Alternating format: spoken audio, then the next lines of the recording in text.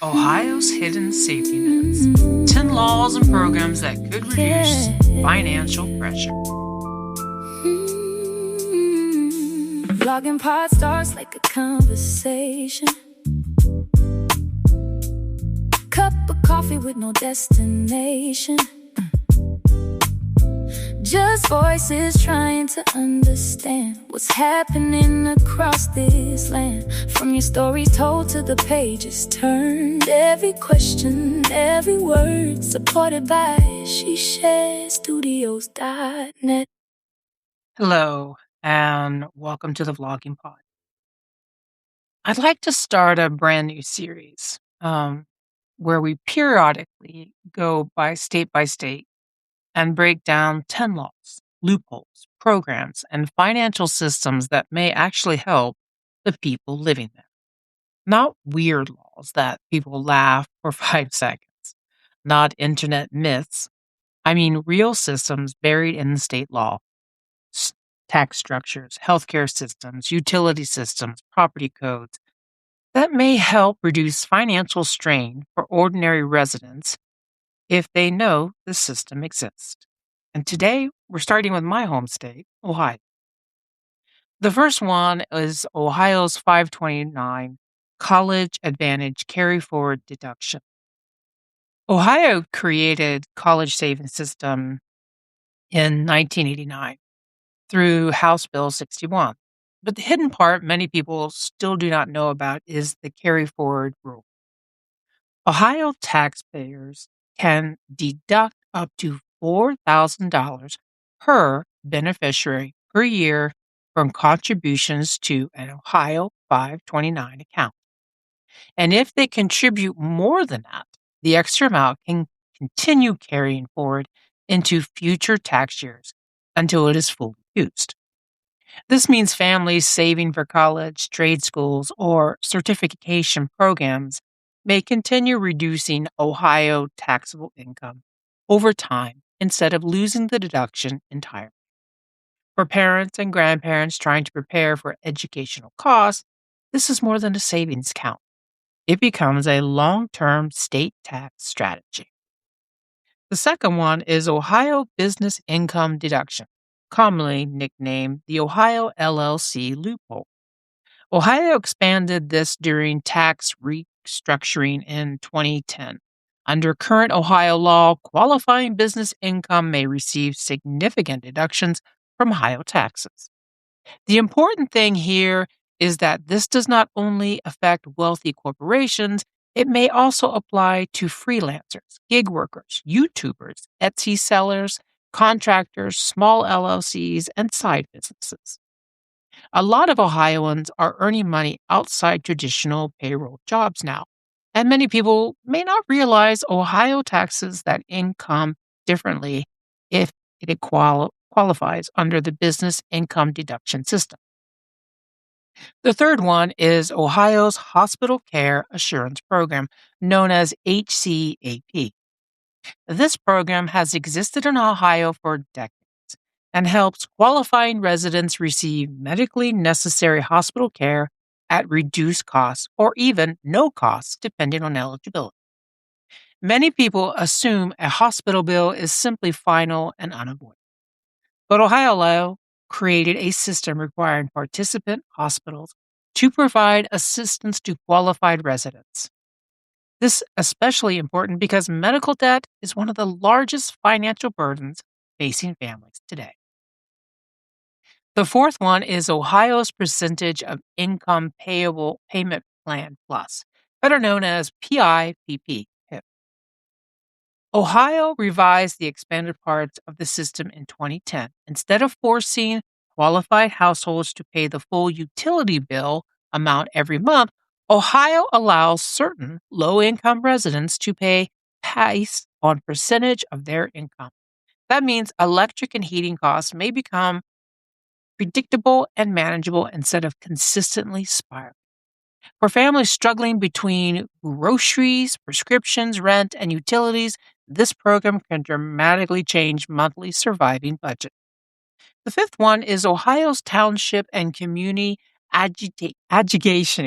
systems, Ohio restructured part of its energy market beginning in 1999 and allowed communities to negotiate electric or gas supplies pricing in bulk for residents. Many Ohioans may not even realize their township, city, or county can negotiate rates on behalf of an entire neighborhood.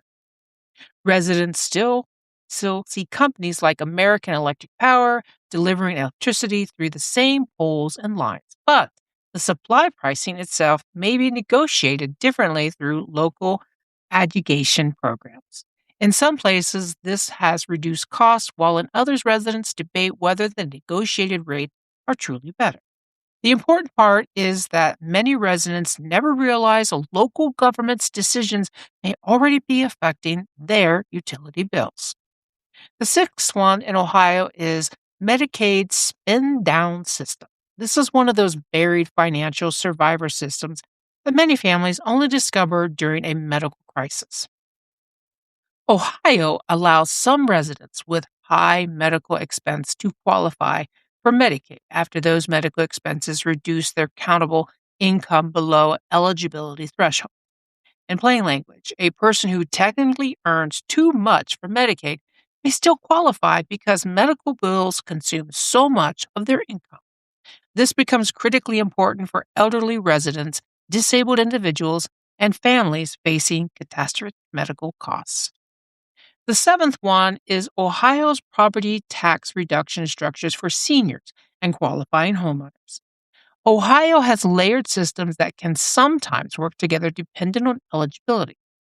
These include owner occupancy reductions, homestead reductions, and certain valuation protections. Many homeowners only know that their yearly tax bill and never realize they may multiple classifications or reductions available under Ohio law.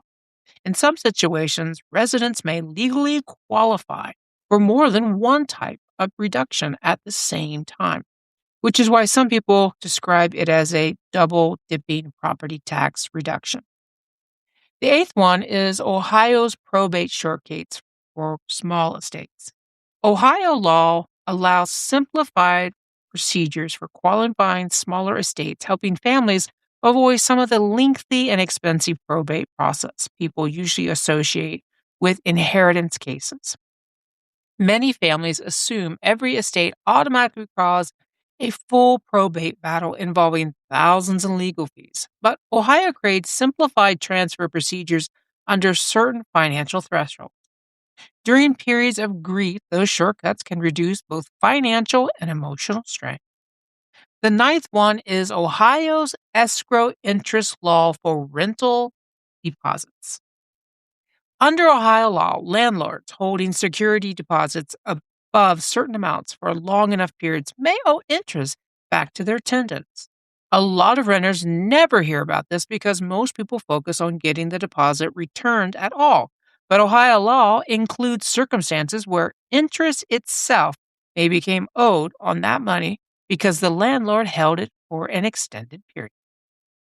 The 10th one is Ohio's solar and net metering structure. Ohio's rules surrounding solar energy and net metering have changed repeatedly over the years. But the important financial point is that some Ohioans residents generating solar power may receive credits that offset utility costs. The politics around solar may continue shifting depending on administrations and utility debates. But for certain homeowners, the ability to offset electric bills through net metering remains one of the most direct examples of state utility structures affecting personal finance. The bigger point of this series is simple. Every state hides systems inside its laws that many residents never hear explained clearly. Some of those systems are lower taxes. Some reduce utility burdens. Some reduce medical debt. Some create loopholes in the tax code. Some help families avoid unnecessary legal costs. But if those systems can help ordinary people financially, then people deserve to know they exist. Today's sources come from Ohio College Advantage 529 program, Ohio Department of Taxation Business Income Deduction, Ohio Revised Code Chapter 5168, Hospital Care Assurance Program. Ohio Concerned Council, Percentage of Home Income Plan Plus. Ohio Consumers Council, the Energy Choice Aggregation. Ohio Department of Medicaid, Spend Down Information. Ohio Department of Taxation, Homestead Exemption and Odor Occupancy Reduction. Ohio Revised Code, Simplified Probate and Small Estate Procedures. Ohio Revised Code, Section 5321.16, Security Deposit Interest Rules. Public Utilities Commissions of Ohio, Net Metering and Renewable Energy Information. Thank you for listening. Until next time, bye-bye for now.